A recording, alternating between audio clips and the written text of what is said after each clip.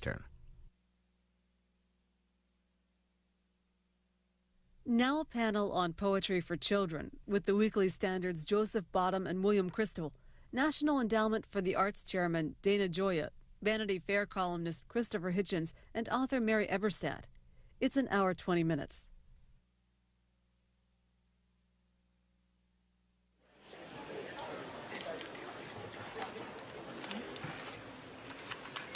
Welcome, how are you all? Great to see you. My name is Michael Novak. I'm the George Frederick Jewett Chair here at AEI, and I'm privileged to welcome you for, I don't know, the 8th or 9th or 10th of our little cultural series. These are not official events of AEI, but the President does allow us to use the rooms and put them on, and we finance it ourselves, so our sponsors needn't worry that we're not using their great contributions for non-public policy matters. But we are using them for matters more important than public policy. I'm really thrilled and honored that Jody Bottom agreed to put together this stellar panel for a reading of children's poetry so that we could invite the next generation and the next generation to be here with us and enjoy this evening. I'll turn it over to Jody for the introductions, and I think we're going to have a really, really good time. Jody, please. Thanks. Today's program came about because writers will do anything, absolutely anything, to avoid keeping a promise.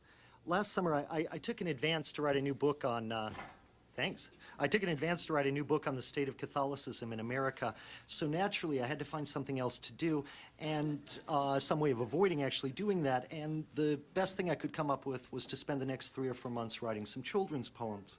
And when I mentioned to our friend Michael Novak that my new manuscript was children's poetry, he suggested that I put together a panel of people here in Washington to read their favorites and to natter a little bit about what children's poetry is and what it's for and what we should be looking for in it.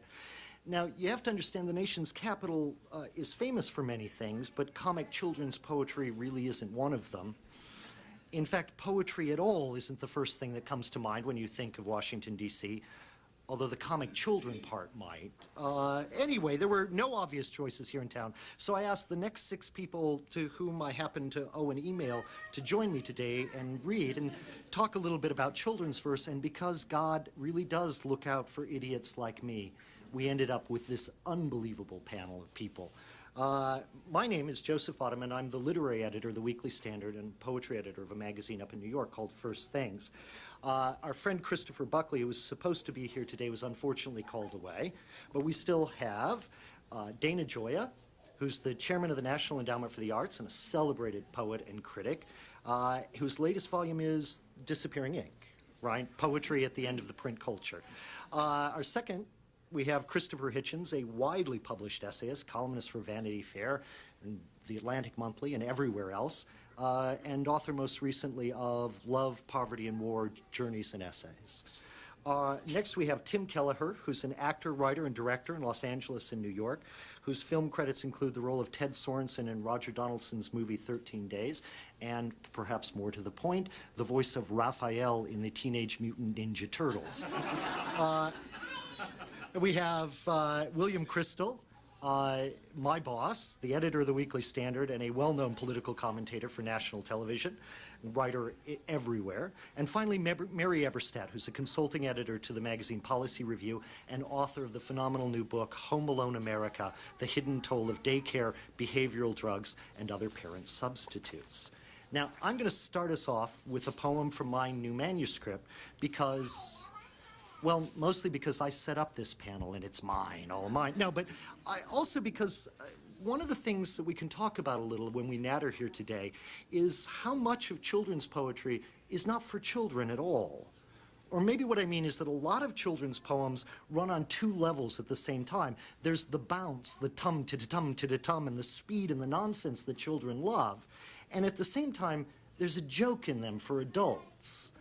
Now, maybe this has to be so because you need to get parents actually to read those poems to the children.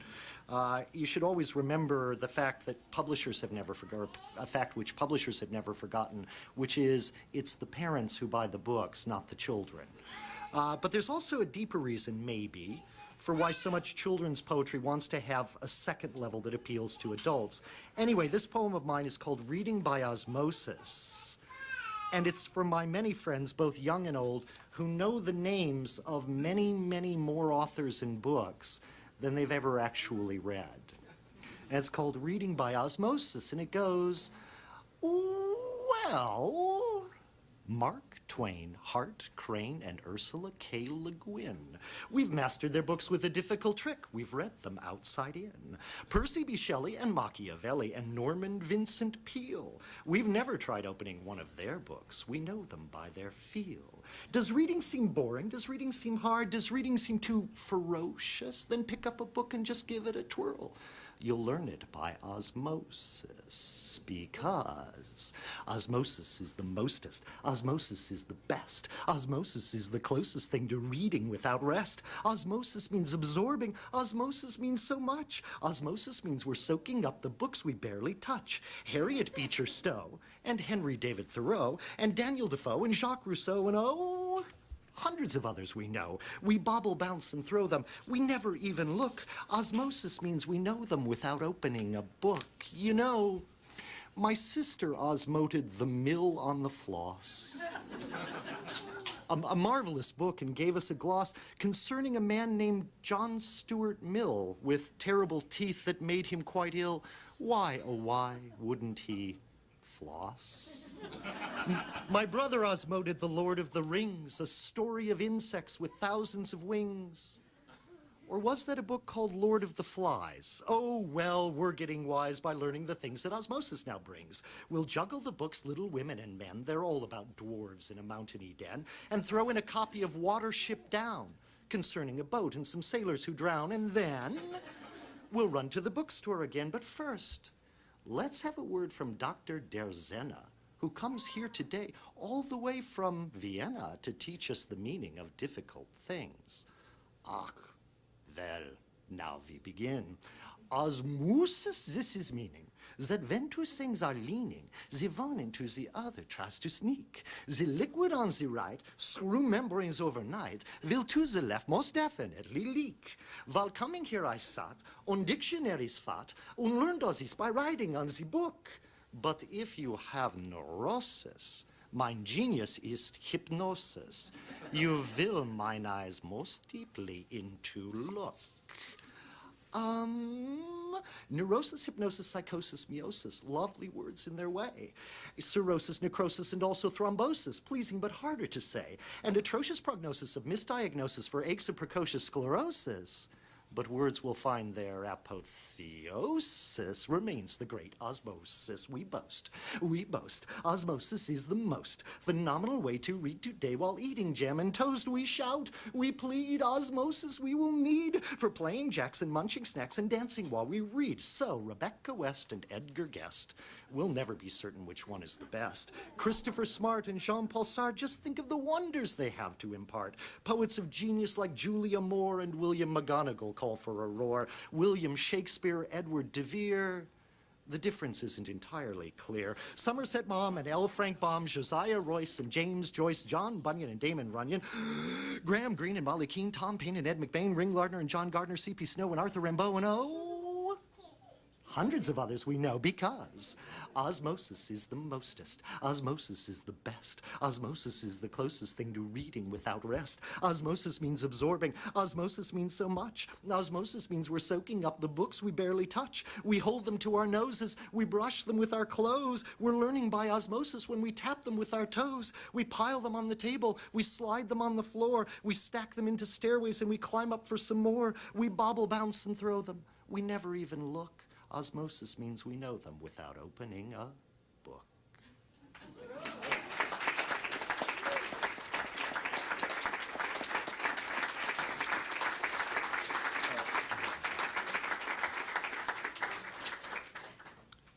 Well, since Jody recited a poem that danced, I'll do one that tells a story. It seems to me that people that really love poetry almost always learn to love poetry as children. And there's something about the experience of actually hearing a poem before you can read a poem on a page, which I think is much closer to what the experience of poetry really is, which is about speech raised to a level that it's memorable and expressive. This is a poem that probably most of you don't know. It's by a very famous poet, A.E. Housman. And he wrote poems in letters that he sent to his nephew and his niece that were never included in his collected poems, but they're rather good. This one also has something I think that's very important for children's poetry, which is disruptive and slightly subversive energy. It's called Inhuman Henry, or Cruelty to Fabulous Animals. Oh, would you know why Henry sleeps, and why his mourning mother weeps, and why his weeping mother mourns? He was unkind to unicorns. No unicorn with Henry's leave could dance upon the lawn at eve, or gore the gardener's boy in spring, or do the very slightest thing. No unicorn could safely roar, or dash its nose against the door, nor sit in peace upon the mat to eat the dog or drink the cat. Henry would never in the least encourage the heraldic beast. If there were unicorns about, he went and let the lion out. The lion, leaping from its chain and glaring through its tangled mane, would stand on end and bark and bound and bite what unicorns it found. And when the lion bit a lot, was Henry sorry? He was not. What did his jumps of joy betoken? Joy. He was a very bloody-minded boy. The unicorn is not a goose, and when it sees a lion loose, they grew increasingly aware that they had better not be there. And oh, the unicorn is fleet and spurns the earth with all its feet. The lion had to snap and snatch at tips of tails it could not catch. Returning home in temper bad, it met the sanguinary lad, and clasping Henry with its claws, it took his legs between his jaws. Down, lion, down, said Henry, cease. My legs immediately release. His formidable feline pet made no reply, but only ate. The last words that were ever said by Henry's disappearing head in accents of indignant scorn were, I am not a unicorn. And now you know why Henry sleeps, and why his mother mourns and weeps, and why she also weeps and mourns. So now be kind to unicorns. Yes.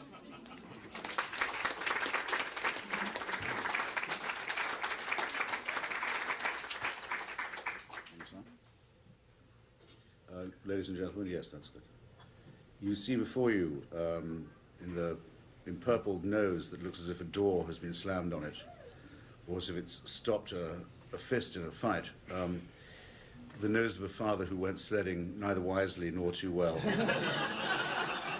in a frozen Washington this weekend. When I was small, I was made to listen to a lot of hymn tunes. I think my childhood otherwise was rather prosaic. But when I began to feel that I had some ear for poetry, it was in the ear. It was the feeling that if it was poetry, it would be memorized, or could be memorized, and that this was the oral tradition, extending backwards to Homer. And I became almost dogmatic about it. If you can't memorize it, it probably isn't a very good poem. At a school which my father later helped to run, there was a poetry competition every year for the boys, and it was called a poetry saying competition, which I thought was very well put. The poetry saying would be held.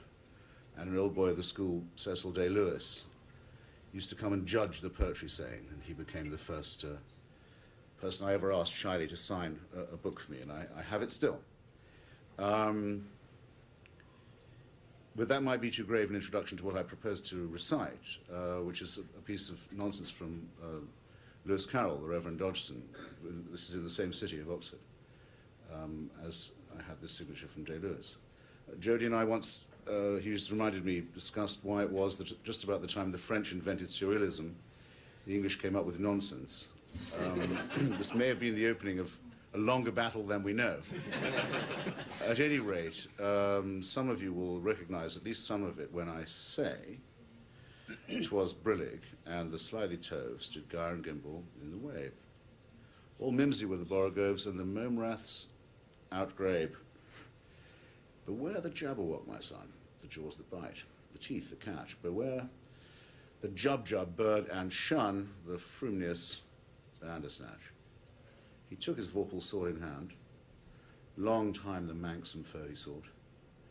Then rested he by the tum-tum tree, and stood a while in thought, and as in uffish thought he stood, the jabberwock, with eyes of flame, came whiffling through the tulgey wood, and burbled as it came. 1, 2, 1, 2, and through the vorpal blade went snicker-snack. He left it dead, and with its head he went galumphing back. And hast thou slain the jabberwock? Come to my arms, my beamish boy. O frabjous day, calloo, callay, he chortled in his joy. 'Twas brillig and the slithy toves, did gyre and gimble in the wabe, all mimsy were the borogoves, and the momraths outgrabe. Voila.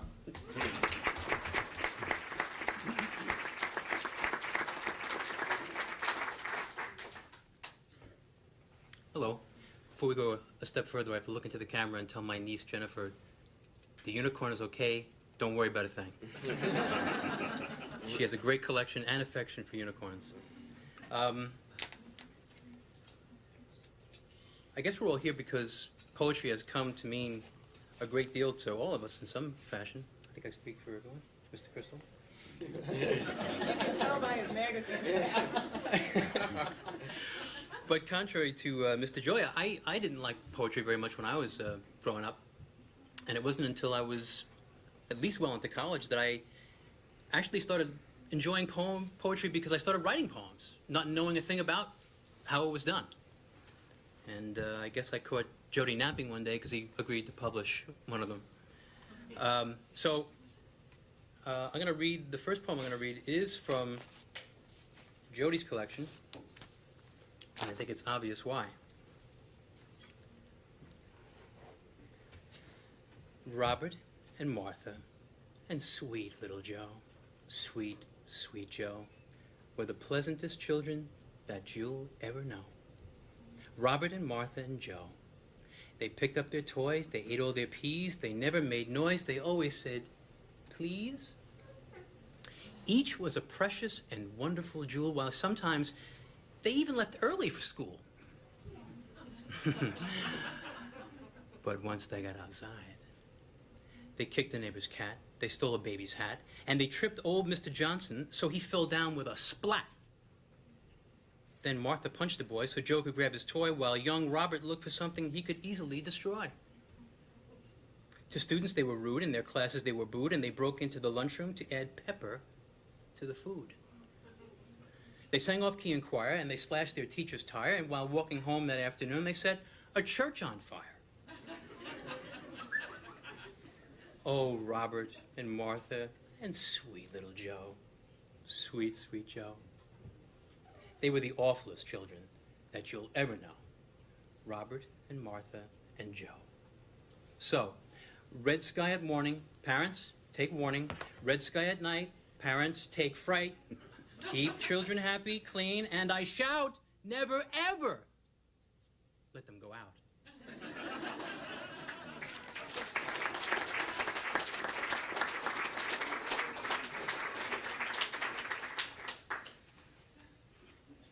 You know those games or puzzles where there are those lists and you're supposed to pick out, this is I think also on tests on SATs, who or what doesn't fit in this list. I feel that I'm this is my role up here is to make everyone else look good, which I'm happy to do. That's right, Jody asked me to come. No, but it's an honor to be here with published poets, and memorizers of poetry, and appreciators, sophisticated appreciators of poetry, and then there's me. I actually, I know poetry, children's poetry is supposed to be read to children to amuse them or entertain them or educate them. I didn't read very much poetry to our kids, and when I did, it was mostly to get them to go to sleep. And therefore, I read to them up to the age of 5. So I thought I would begin. I want to say one more thing about the kids. I mean, it is actually a pleasure to be here and such distinguished people, but I must say I didn't realize I'd be sitting next to Tim, who, in addition to his other achievements, but most importantly, of course, is the voice of one of the Teenage Mutant Ninja Turtles, which is, I mean, I've sat next to many people at AAI panels, but this is by far the one I'm most impressed by, I want to say. And my kids would be, too, I'm sure. Anyway, I thought I would read just begin with 2 very short picture books, which are familiar to most of you, which we actually did read to our kids, and which they retain snatches of, and even I retain snatches of. The first is by Sandra Boynton, most famous for her excellent But Not the Hippopotamus. But I won't read you that. I'll read you the Going to Bed book, consistent with my theme here of putting people to sleep. We'll see if all the little kids nod off here in the next 2 minutes. It's a picture book, so I can't really make up for the excellent illustrations. But this is called the Going to Bed book. The sun has set not long ago. Now everybody goes below to take a bath in one big tub with soap all over. Scrub, scrub, scrub. They hang their towels on the wall and find pajamas, big and small. With some on top and some beneath, they brush and brush and brush their teeth. And when the moon is on the rise, they all go up to exercise. And down once more, but not so fast, they're on their way to bed at last.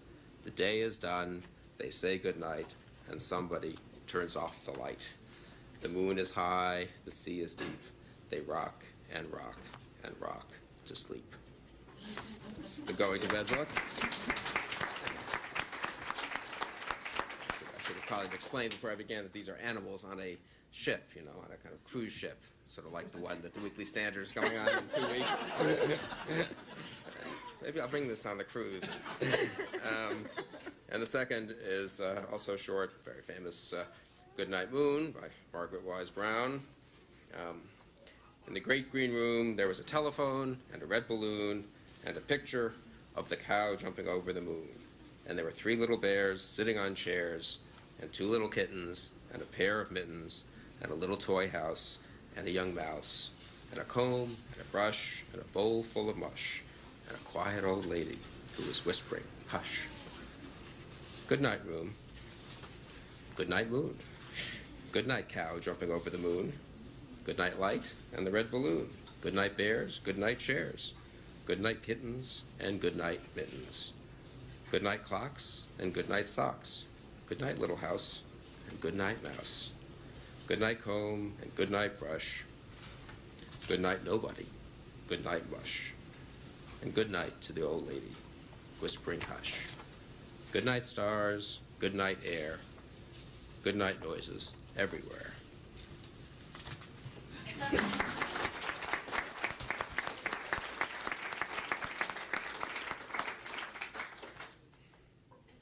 Well, I feel a little like Bill here.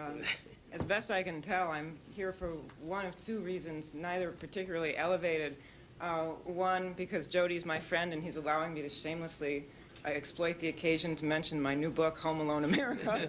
And the other, even more politically incorrect reason is that it was my great good fortune to marry well, and in particular to marry Nicholas Nash Eberstadt, who is the grandson of Ogden Nash, and which is to say Ogden Nash's poetry is fairly well known in our household. And I thought I would start by reading one called The Adventures of Isabel. Ogden Nash had 2 daughters, Linnell and Isabel. Isabel is Nick's mother, and there is also an Isabel sitting in the back who is our Isabel, and I would like to read this for her. Isabel met an enormous bear. Isabel didn't care. The bear was hungry. The bear was ravenous. The bear's big mouth was cruel and cavernous. The bear said, "Isabel, glad to meet you." "How do, Isabel? Now I'll eat you." Isabel didn't worry. Isabel didn't scream or scurry. She washed her hands and she straightened her hair up, and Isabel quietly ate the bear up. Once in a night as black as pitch, Isabel met a wicked old witch. The witch's face was cross and wrinkled. The witch's gums with teeth were sprinkled. "Ho, ho, Isabel," the old witch crowed, "I'll turn you into an ugly toad." Isabel didn't worry. Isabel didn't scream or scurry. She showed no rage and she showed no rancor, but she turned the witch into milk and drank her. Isabel met a hideous giant. Isabel continued self-reliant. The giant was hairy. The giant was horrid. He had one eye in the middle of his forehead. "Good morning, Isabel," the giant said. "I'll grind your bones to make my bread." Isabel didn't worry. Isabel didn't scream or scurry. She nibbled the zwieback that she always fed off, and when it was gone, she cut the giant's head off. Isabel met a troublesome doctor. He punched and he poked till he really shocked her. The doctor's talk was of coughs and chills, and the doctor's satchel bulged with pills. The doctor said unto Isabel, "Swallow this, it'll make you well." Isabel didn't worry. Isabel didn't scream or scurry. She took those pills from the pill concoctor, and Isabel calmly cured the doctor.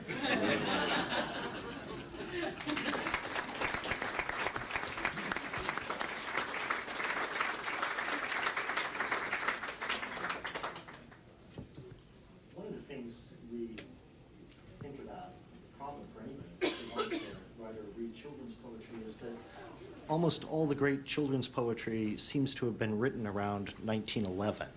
And how we write more is a question. The Edwardians seem to find a vein of children's poetry that's been very hard to get out of. Now, there are more modern poets that I like a great deal, X.J. Kennedy and David McCord, who was a favorite of Robert Frost's, and Jack Prelutsky is another one I like. Shel Silverstein, I know, has a big audience. I've never been a big fan of his, but some of our other readers today are going to convince me that I'm wrong when they read some of it.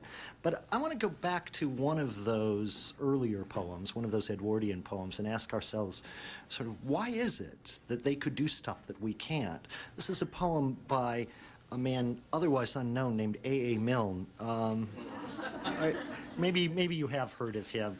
And he wrote a number of poems. He just struck out on a vein and wrote a number of poems which also had a joke in them for adults, although even at that time, it would be difficult for many adults to get the trick of this one, which the joke of it for adults being that the lines are in the perfect hexameter of Ovid. As I say, there's a level of adult joke that even the Edwardians didn't get, and we probably don't either, and yet somehow those Latin long and short rhythms translated into English accents come out in only one of two ways, like comic verse or like children's verse. And this one is called Disobedience. Notice, by the way, Dana talked about a kind of subversive energy in children's poetry. Notice the subversion here. It's the mother who's disobeying the child in this poem rather than the other way around. And it goes quite famously, it opens, James, James, Morrison, Morrison, Weatherby, George Dupree. That, by the way, is a perfect hexameter. For those of you with Latin. For the rest of us, it just bounces right along. Took great care of his mother, though he was only 3. James said to his mother, "Mother," he said he, "you must never go down to the end of the town if you don't go down with me." James, Morrison's mother put on a golden gown. James, Morrison's mother drove to the end of the town. James, Morrison's mother said to herself, said she, "I can get right down to the end of the town and be back in time for tea." King John put up a notice, lost or stolen or strayed. James, Morrison's mother seems to have been mislaid. Last seen, wandering vaguely, quite of her own accord, she tried to get down to the end of the town. 40 shillings reward. James Morrison, commonly known as Jim, told his other relations not to go blaming him. James said to his mother, "Mother," he said he, "you must never go down to the end of the town without consulting me." James Morrison's mother hasn't been heard of since. King John said he was sorry, so did the Queen and Prince. King John, somebody told me, said to a man he knew, "If people go down to the end of the town, well, what can anyone do?" Now, very softly, JMMWG2P took great care of his though he was only 3. JJ said to his he said he, "You must never go down to the end of the town if you don't go down with me."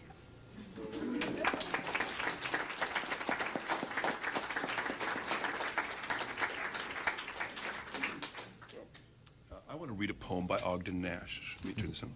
I want to read a poem by Ogden Nash, too. This is a poem that my mother read to me when I was a little boy. I think she found it in the Saturday Evening Post. I can't figure out any other way a contemporary poem would have entered our working-class household in Hawthorne, California. And this poem, among its many virtues, has one of my favorite rhymes. I won't give you the whole rhyme, but it's the rhyme that rhymes with household. It's called The Tale of Custard the Dragon, which keeps my theme of fabulous animals going. Belinda lived in a little white house with a little black kitten and a little gray mouse and a little yellow dog and a little red wagon and a realio, trulio, little pet dragon. Now, the name of the little black kitten was Ink, and the little gray mouse, she called her Blink. And the little yellow dog was sharp as mustard, but the dragon was a coward, and she called him Custard. Custard the dragon had big, sharp teeth, and spikes on top of him and scales underneath, mouth like a fireplace, chimney for a nose, and realio, trulio, daggers on his toes. Belinda was brave as a barrel full of bears, and Ink and Blink chased lions down the stairs. Mustard was brave as a tiger in rage, but Custard cried for a nice, safe cage. Belinda tickled him. She tickled him unmerciful. Ink, Blink, and Mustard, they rudely called him Percival. They all sat laughing in the little red wagon at the realio, trulio, cowardly dragon. Belinda giggled till it shook the house, and Blink said, "Weak," which is giggling for a mouse. Ink and Mustard rudely asked his age, when Custard cried for a nice, safe cage. Suddenly they heard a nasty sound, and Mustard growled, and they all looked around. "Meouch," cried Ink. "Ooh," cried Belinda, for there was a pirate climbing in the window. Pistol in his left hand, pistol in his right, he held in his teeth a cutlass sprice. His beard was black, one leg was wood. It was clear that the pirate meant no good. Belinda paled, and she cried, "Help, help!" But Mustard fled with a terrified yelp. Ink trickled down to the bottom of the household, and the little mouse, Blink, strategically mouseholed. But up jumped Custard, snorting like an engine, clashed his tail like irons in a dungeon. With a clatter and a clank and a jangling squirm, he went at the pirate like a robin at a worm. The pirate gaped at Belinda's dragon and gulped some grog from his pocket flagon. He fired 2 bullets, but they didn't hit, and Custard gobbled him every bit. Belinda embraced him, Mustard licked him. No one mourned his pirate victim. Ink and Blink and Glee did gyrate around the dragon that ate the pirate. Belinda still lives in her little white house with her little black kitten and her little gray mouse, and her little yellow dog and her little red wagon, and her Relio, Trulio, little pet dragon. Belinda is brave as a barrel full of bears, and Ink and Blink chase lions down the stairs. Mustard is brave as a tiger in a rage, but Custard keeps crying for a nice, safe cage.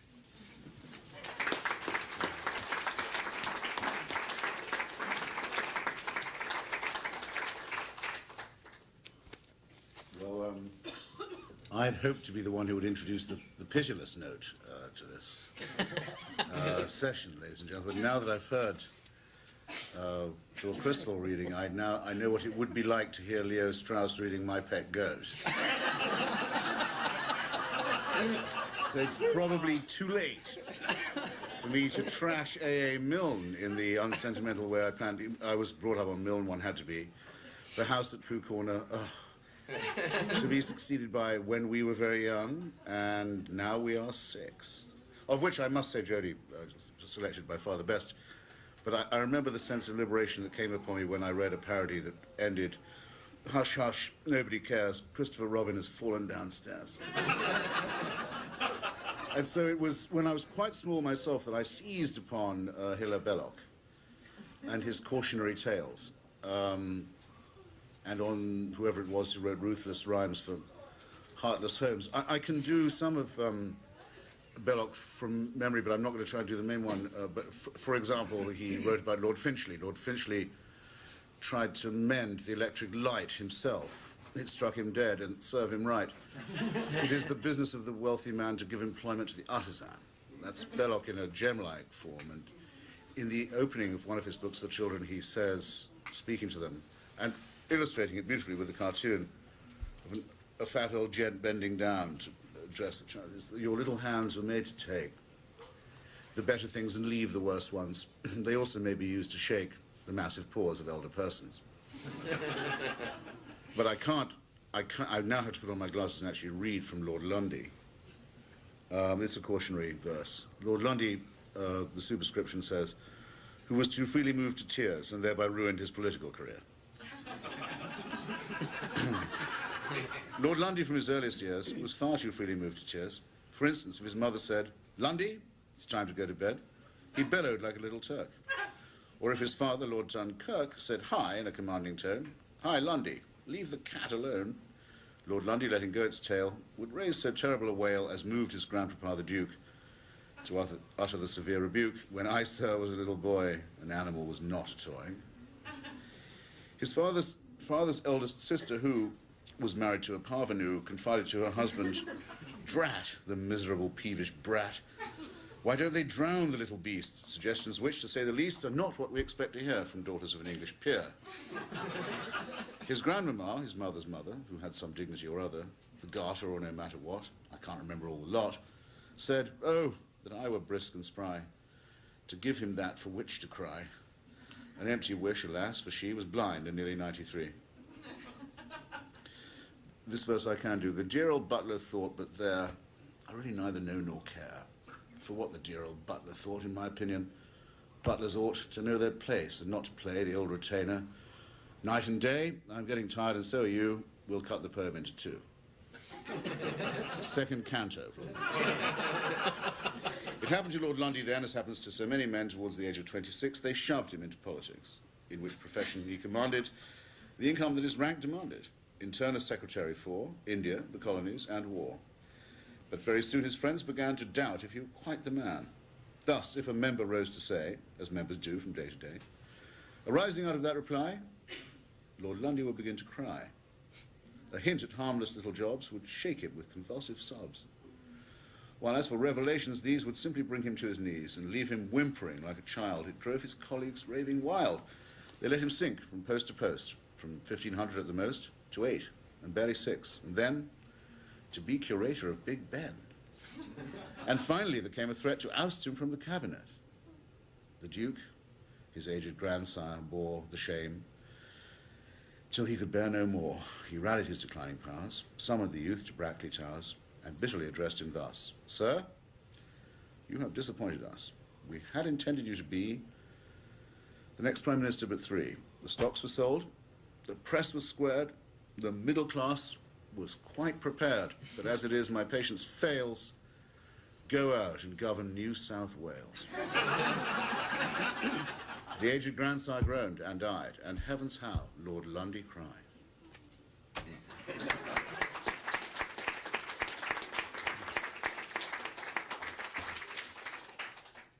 Okay, let's have a show of hands. How many people in this room under the age of 12 are still awake? Ooh, okay. I'm gonna need. Their 12th year. Put them to sleep. I'm gonna need your help in reading this next poem by Mr. Jody Bottom. Okay, and when I do need it, I'll give a little wave of a hand. So pay attention and help me out, okay? I didn't hear you. What? I'll take that as a yes. This poem is called Bugs. I once took a ladybug home to tea, down by the root of a juniper tree, and the ladybug fell asleep. I once saw a tipsy, bumbling bee slurping the juice of a slow plum tree, and the bee buzzed, and the ladybug fell asleep. A stink bug, ew, crawled past my knee up at the top of a sycamore tree, and the stink bug squinched, squint, squint, and the bee buzzed, zirp, zirp, and the ladybug fell asleep. A fine fettle cricket sang happy and free under the bloom of an apricot tree, and the cricket croaked, cricket, cricket, and the stink bug squinched, squint, squint, and the bee buzzed, zirp, zirp, and the ladybug fell asleep. You're supposed to help him out here. What did the lady? Not yet, I'll wave. A grasshopper hopped in the grass near me, slow as a hound by a dogwood tree, and the grasshopper moaned, and the cricket croaked, cricket, cricket, and the stink bug squinched, squint, squint, and the bee buzzed, zzz, zzz, and the ladybug fell asleep.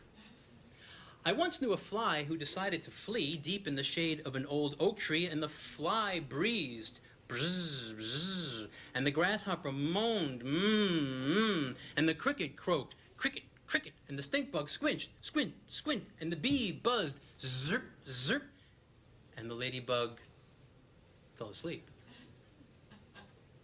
I had no food for a hungry flea, leaving his friends in a lone pine tree, and the flea flew away in a huff, and the flea breezed, bzz, bzz, and the grasshopper moaned, and the cricket croaked, cricket, cricket, the stink bug squinched, squint, squint, and the bee buzzed, zip, zip, and the ladybug fell asleep.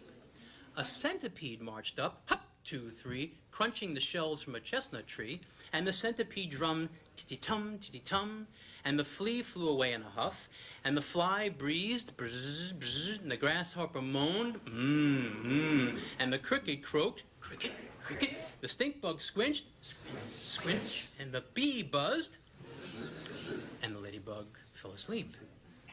A dragonfly promised he'd fly to sea high in the fronds of a tall palm tree, and the dragonfly whirled,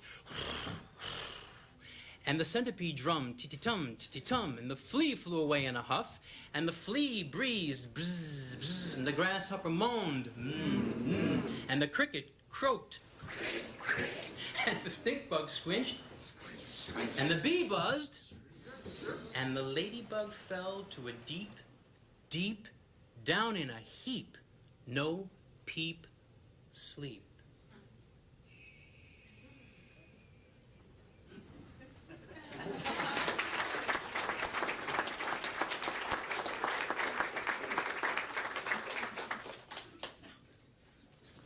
Picked up my sleep theme there.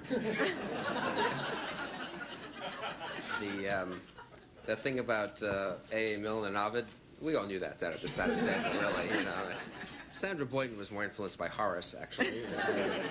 I could give a little disquisition on that, but I won't. Well, even though I was a neglectful poetic parent, my wife, Susan, actually did read the kids occasionally some decent poetry, and that was inspired, I think, by her mother, who read Susan and her sisters and brother poetry, and Louise Goldman Scheinberg, Susan's mother's favorite poem, was from Robert Louis Stevenson's Child's Garden of Verse, and it's called Where Go the Boats. Dark brown is the river, golden is the sand, that flows along forever with trees on either hand.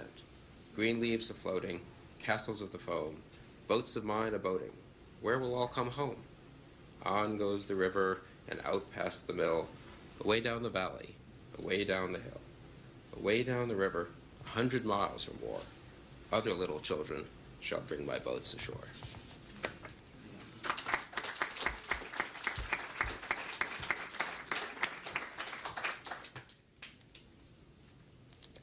I have here another Ogden Nash poem, which is really being read for the men on the panel who have children and may ever have been tempted to write about them, because this is the definitive word about that. It's called My Daddy.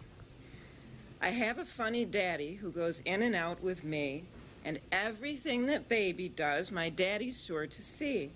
And everything that baby says, my daddy's sure to tell. You must have read my daddy's verse. I hope he fries in hell.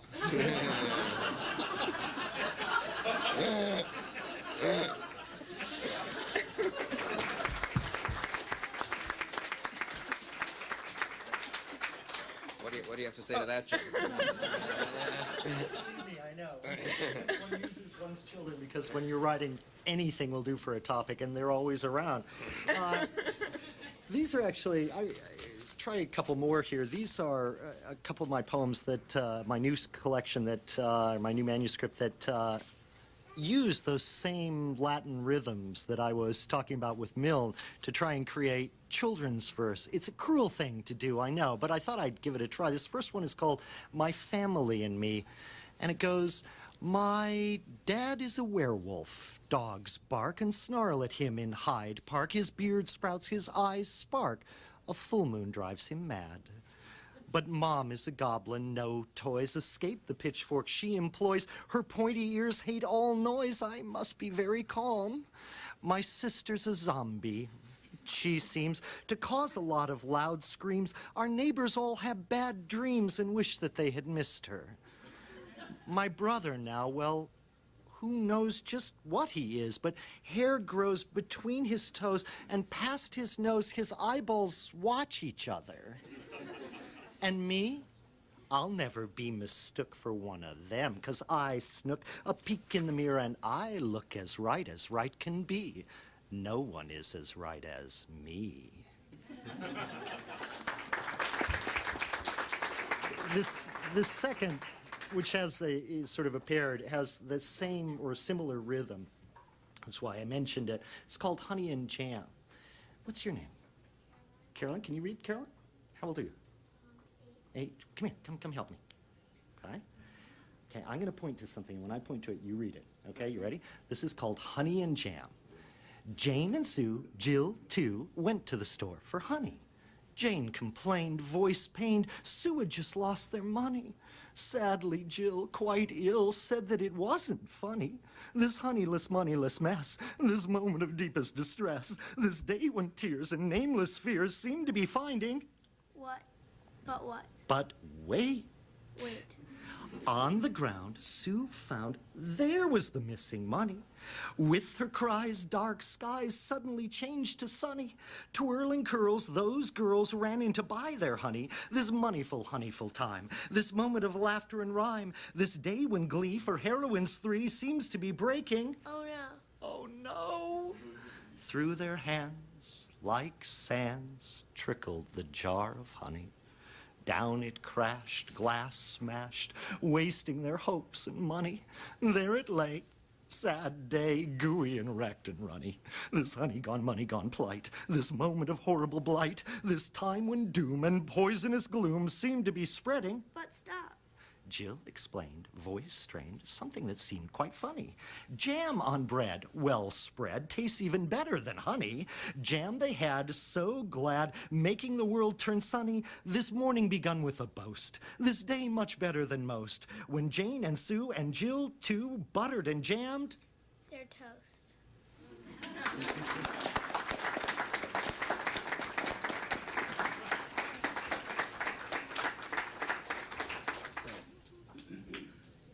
I'm going to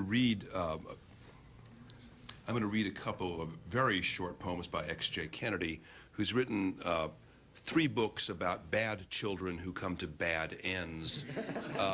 The first is called Brats.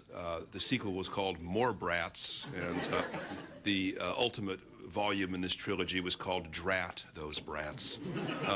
I think they're very Bellocian in their tone, although a little shorter. And so you'll hear the sad stories of John, of Lars, of Randall, and Eloise. John, while swimming in the ocean, rubbed sharks back with suntan lotion. Now the sharks have skin of bronze in their bellies, namely John's.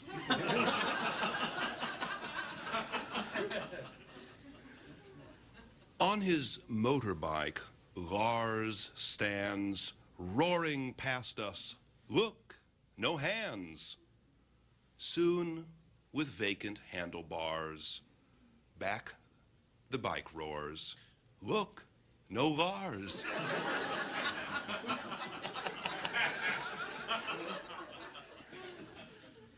At the fireworks show, rash Randall, clinging to a Roman candle, took off, whoosh, across the dark. That lad, said Dad, will make his mark. And finally, campfire cooking Eloise fed a grizzly melted cheese to find out, did it like Welsh rarebit? Eloise was what the bear bit.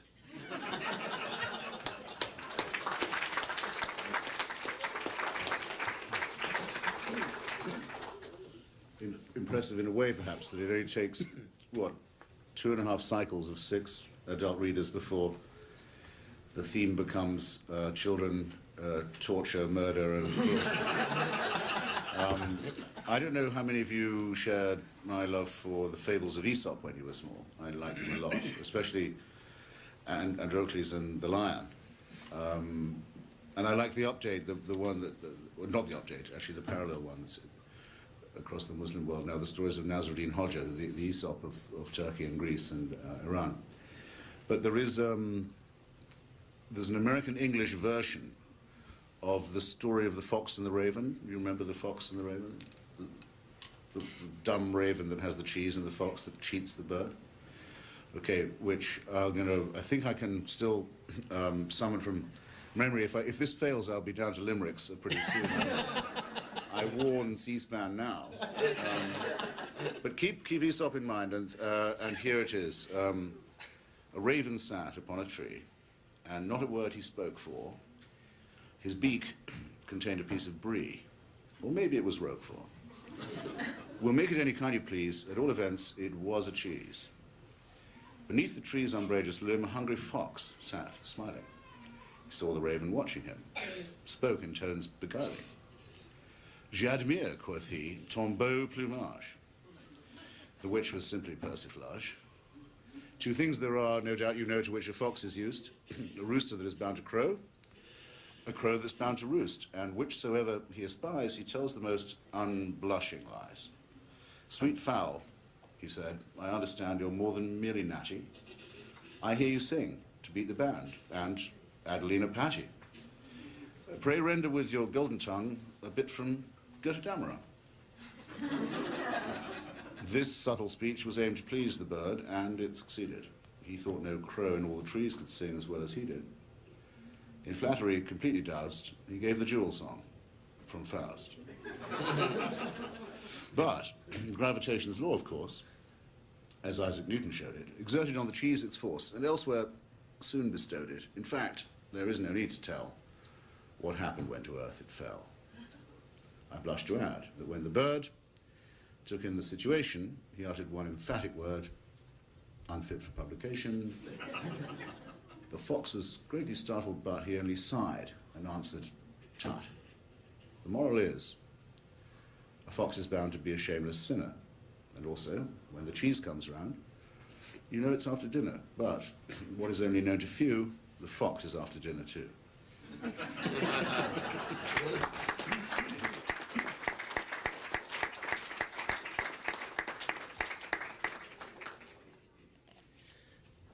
this next poem, I hesitated to bring in, and Jody said it was probably a good idea to bring it in. It's kind of a somber poem by Gerard Manley Hopkins, who wrote it in 1880, one September day, and wrote to his good friend Robert Bridges, who I believe was the poet laureate at the time of England, yeah? That he was not very happy with it. He said it wasn't based on a real incident, but it has to do with mortality, and I think children understand something about that. Anyway, it goes something like this. Margaret, are you grieving over Golden Grove unleaving? Leaves like the things of man you with your fresh thoughts care for, can you? As the heart grows older, it'll come to such sights colder by and by, nor spare a sigh, though worlds of wanwood leaf meal lie. And yet you will weep and know why. Now, no matter, child, the name, sorrow's springs are the same. Nor mouth had known, nor mind expressed what heart heard, ghost guessed. It is the blight that man was born for. It is Margaret you mourn for.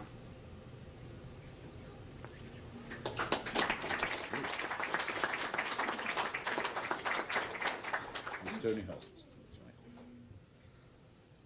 I was actually going to read a poem from, an additional poem from A.A. Milne, but I'm so terrified of Christopher's,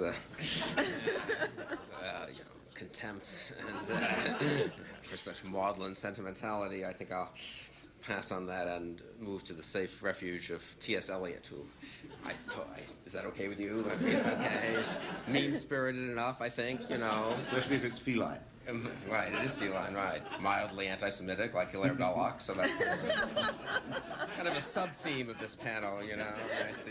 The early 20th century oddball British poets. And this is appropriate because American in this case, quasi-British, right?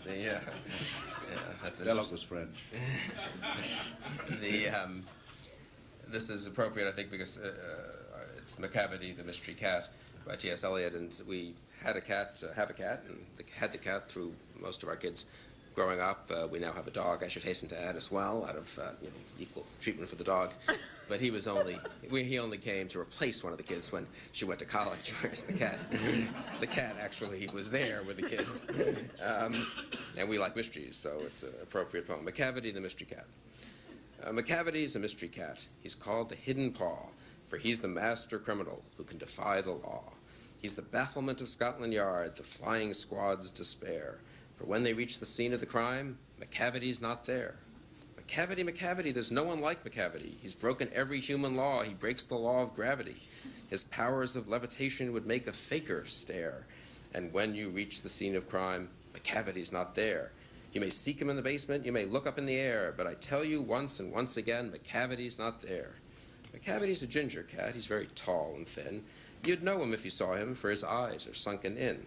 His brow is deeply lined with thought. His head is highly domed. His coat is dusty from neglect. His whiskers are uncombed.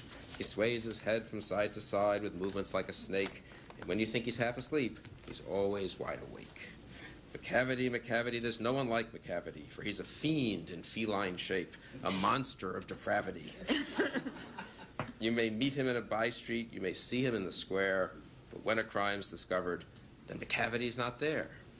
He's outwardly respectable. They say he cheats at cards. And his footprints are not found in any file of Scotland Yards. And when the larder's looted, or the jewel case is rifled, or when the milk is missing, or another peak's been stifled, or the greenhouse glass is broken, and the trellis past repair, there's the wonder of the thing. McCavity's not there. And when the Foreign Office finds a treaty's gone astray, or the Admiralty lose some plans and drawings, by the way, there may be a scrap of paper in the hall or on the stair, but it's useless to investigate. McCavity's not there. And when the loss has been disclosed, the Secret Service says, it must have been McCavity, but he's a mile away. You'll be sure to find him resting, or a licking of his thumbs, or engaged in doing complicated long division sums. McCavity, McCavity, there's no one like McCavity.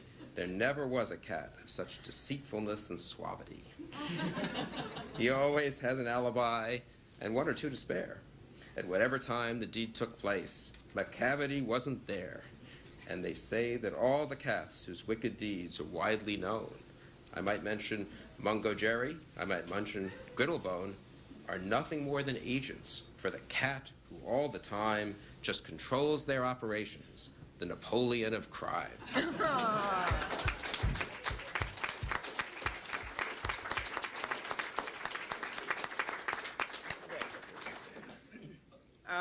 Jody and Dana's vivid, gruesome offerings suggest one answer to what it is children want out of poetry, and it is an answer summarized perfectly by this last poem I'll read by Ogden Nash, which happens to be Chris DeMuth's favorite. So Chris, this one's for you. Don't cry, darling, it's blood all right is the title. Whenever poets want to give you the idea that something is particularly meek and mild, they compare it to a child, thereby proving that though poets with poetry may be rife, they don't know the facts of life. If of compassion you desire either a tittle or a jot, don't try and get it from a tot. Hard-boiled, sophisticated adults like me and you may enjoy ourselves thoroughly with Little Women and Winnie the Pooh, but innocent infants these titles from their reading course eliminate as soon as they discover that it was honey and nuts and mashed potatoes instead of human flesh that Winnie the Pooh and Little Women ate. Innocent infants have no use for fables about rabbits or donkeys or tortoises or porpoises. What they want is something with plenty of well-mutilated corpuses. Not on legends of how the rose came to be a rose instead of a petunia is their fancy fed, but on the inside story of how somebody's bones got ground up to make somebody else's bread. They'll go to sleep listening to the story of the little beggar maid who got to be queen by being kind to the bees and the birds, but they're all eyes and ears the minute they suspect a wolf or a giant is going to tear some poor woodcutter into quarters or thirds. It really doesn't take much to fill their cup. All they want for is somebody to be eaten up. Therefore, I say unto you, all you poets who are so crazy about meek and mild little children and their angelic air, if you are sincere and really want to please them, why, just go out and get yourselves devoured by a bear.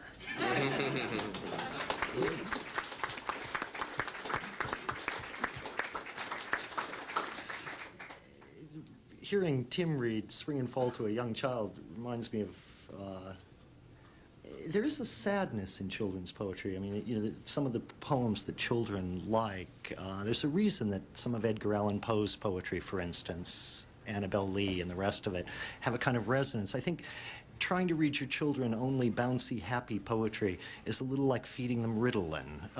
And I offer this to Mary, who's just written the book about how we shouldn't be doing that. It seems to me, of course, you can go overboard. Kenneth Grahame, who wrote The Wind in the Willows, once edited an anthology of Victorian children's verse in which he said that there was enough Victorian children's verse about funerals that one could make a nice little anthology of funerary verse for the education of children, and that he decided, though, he wasn't going to do that.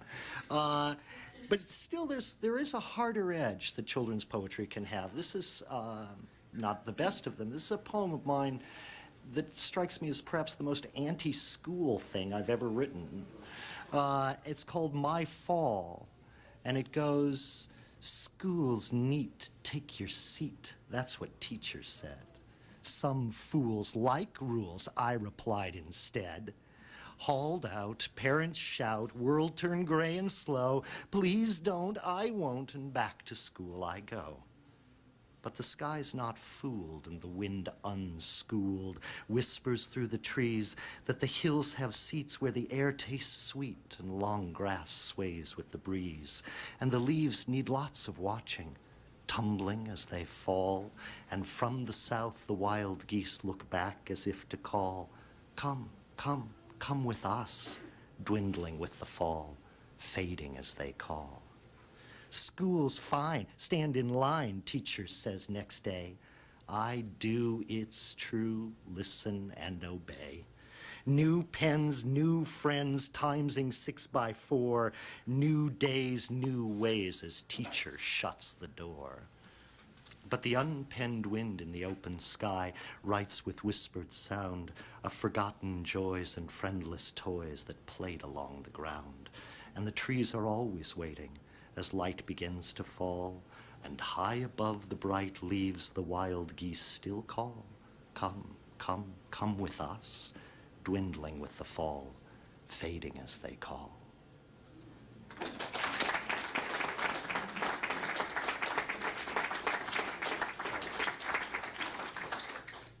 I'm going to also read a sort of an elegiac poem. I mean, I think having dispatched so many children already on this panel, We should have their funeral. yeah, the least we can do is have an elegy.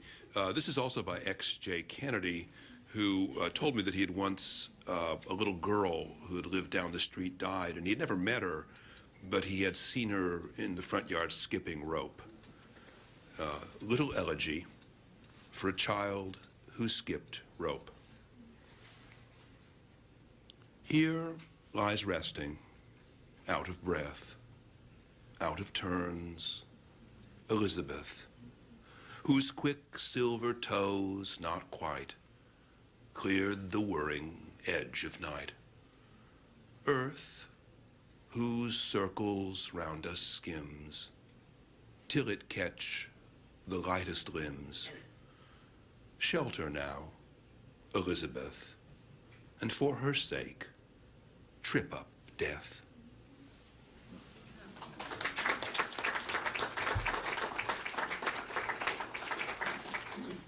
There comes a time, I think especially if you're male and if you're English, where they'll give you poetry in a sense to build character. It'll be about history and it'll be about heroism and about fortitude. George Orwell makes the observation that some of this poetry is very good, bad poetry, and some of it's very bad, good poetry. The test of how to separate the two is whether or not it has the faculty of recurring to the mind at crucial moments. Henry Newbolt would be an example with Drake's drum. Drake is in his hammock and 1,000 miles away. Captain, art thou sleeping there below? Slung between the round shot in Nombre Dios Bay, but dreaming all the time of Plymouth Hoe. Or the sand of the desert is sodden red. This is his Vitae Lampada. Red with the blood of a square that broke. The Gatling's jammed, the colonel's dead. The regiment choked and blinded with smoke. The river of death has burst its banks, and England's far, and honour and name. But the voice of a schoolboy rallies the ranks. Play up, and play the game. You either find that pathetic or pathetic or stirring, perhaps according to taste and the times. But there's one poem that absolutely exemplifies this ethos, and which for some reason never dies, I think for many good reasons, is reborn in all generations, and it's Kipling's If, which I'll close on if I may. If you can keep your head when all about you are losing theirs and blaming it on you, if you can trust yourself when all men doubt you, but make allowance for their doubting too, if you can wait and not be tired by waiting, or being lied about, don't deal in lies, or being hated, don't give way to hating, and yet don't look too good, nor talk too wise, if you can dream and not make dreams your master, if you can think and not make thoughts your aim, if you can meet with triumph and disaster and treat these two impostors just the same, if you can bear to hear the truth you've spoken, twisted by knaves to make a trap for fools, or watch the things you gave your life to broken, and stoop and build them up with worn-out tools. If you can make one heap of all your winnings and risk it on one turn of pitch and toss and lose, and start again at your beginnings and never breathe a word about your loss, if you can force your heart and nerve and sinew to serve your turn long after they are gone, and so hold on while there is nothing in you except the will that says, hold on, hold on. If you can talk with crowds and keep your virtue, or walk with kings, nor lose the common touch, if neither foes nor loving friends can hurt you, and all men count with you, but none too much, if you can fill the unforgiving minute with 60 seconds worth of distance run, yours is the world, and everything that's in it. And what is more, you'll be a man, my son. Yeah.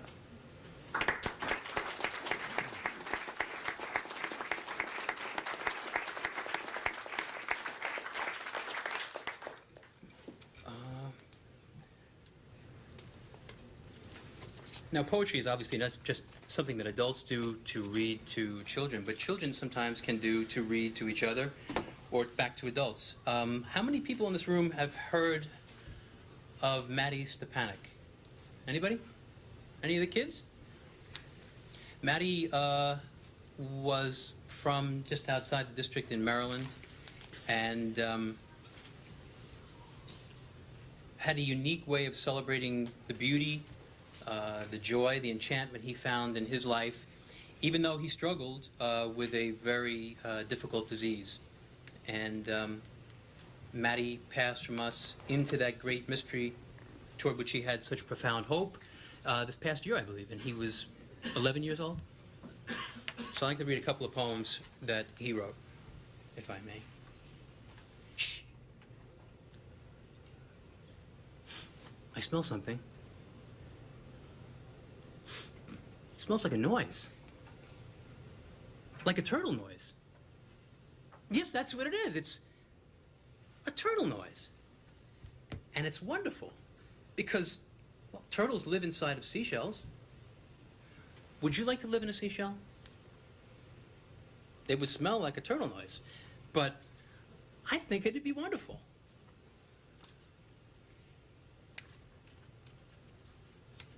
Let's see here.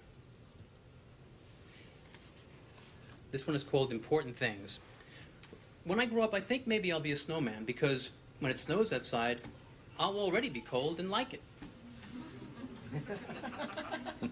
And children will play with me and laugh and sing and dance all around me.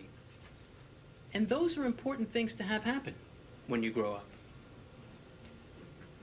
And lastly, this one is called Leaf for a Day. Today I think I'll be a tree, or perhaps a leaf on the branch of a tree. I will feel the gentle breeze, and then I will plip off my branch and my tree and float in the wind.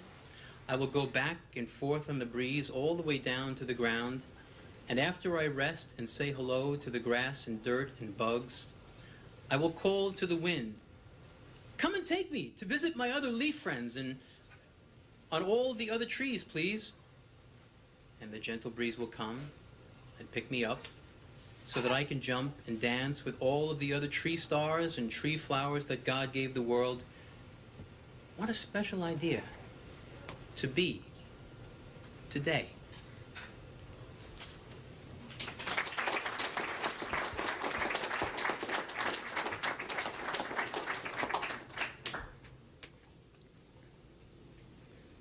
I thought I might close, actually, like Christopher, with a sort of edifying young boy's poem. I think this was my favorite poem, perhaps when I was in junior high school or sometime like that.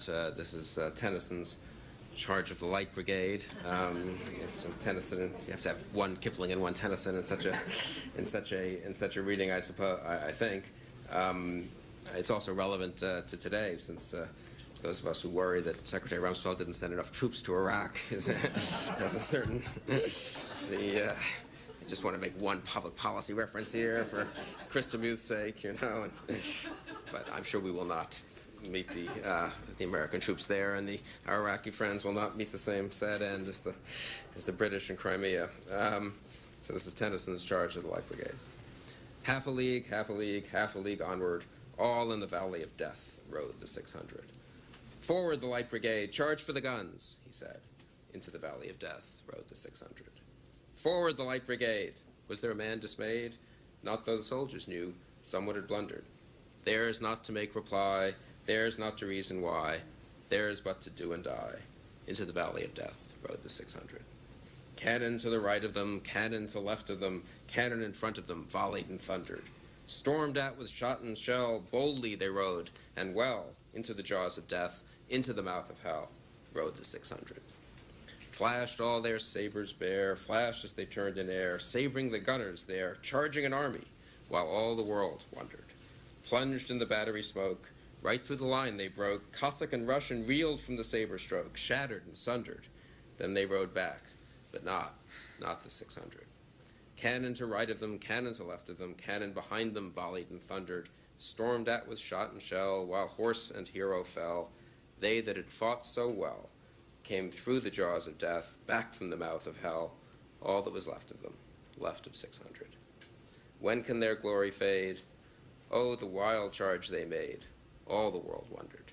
Honor the charge they made, honor the light brigade, noble 600.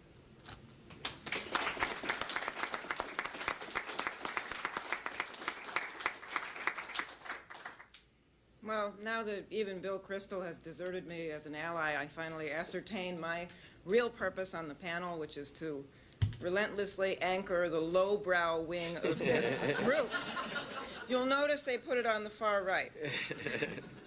I would like to read, in defense of Shel Silverstein, one Shel Silverstein poem. This is for the kids in the room, and it's a perfect example of what Ogden Nash was talking about so far as what kids look for in poetry. It's called Screamin' Millie, and it's been a big hit in my house. Millie McDevitt screamed a scream so loud it made her eyebrows steam. She screamed so loud her jawbone broke. Her tongue caught fire, her nostrils smoked. Her eyeballs boiled and then popped out. Her ears flew north, her nose went south. Her teeth flew out, her voice was wrecked. Her head went sailing off her neck. Over the hillside, crossed the stream, into the skies it chased the scream. And that's what happened to Millie McDevitt. At least I hope all you screamers believe it.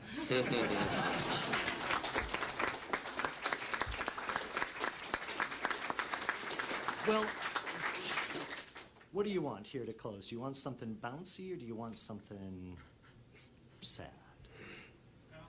Bouncy? Okay.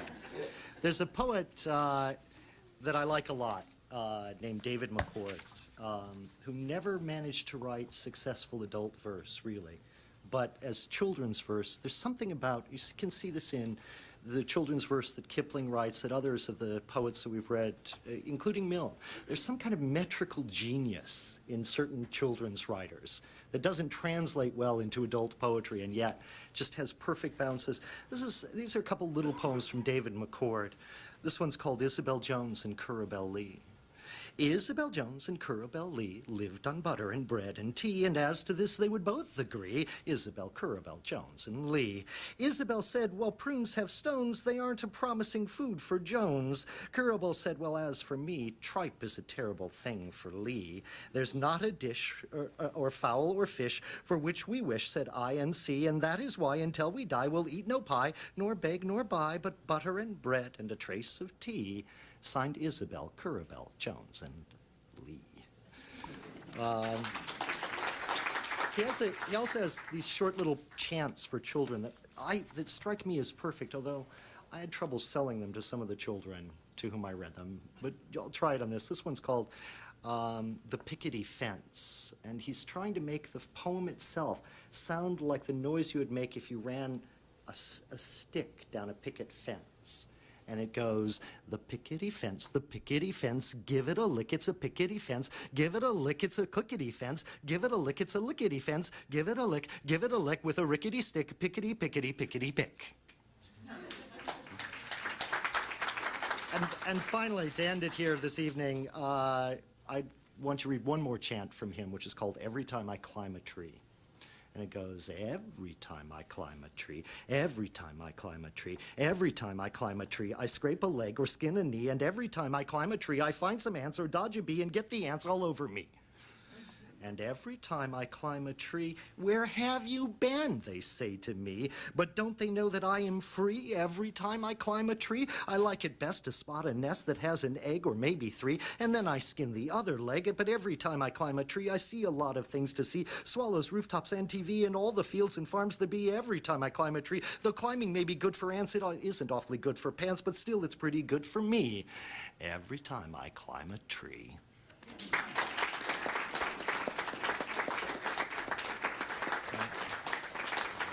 We want to thank you all for coming and thank all of our readers here. Dana Gioia, Christopher Hitchens,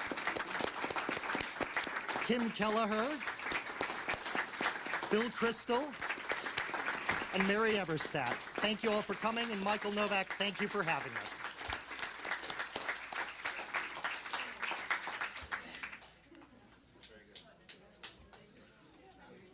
The book I was trying to find, I couldn't have James Morrison.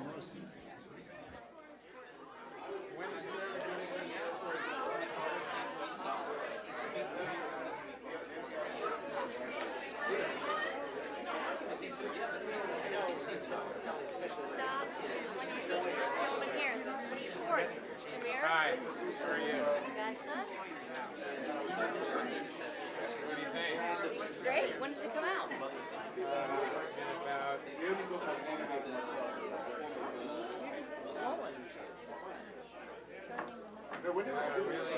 clog up position.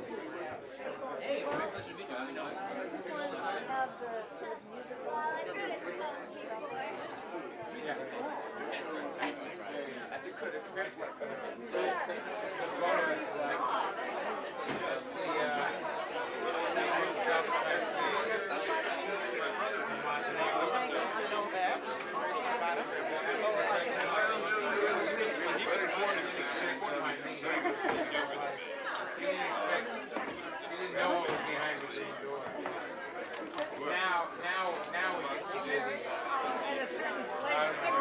This panel was hosted by the American Enterprise Institute, on the web at aei.org.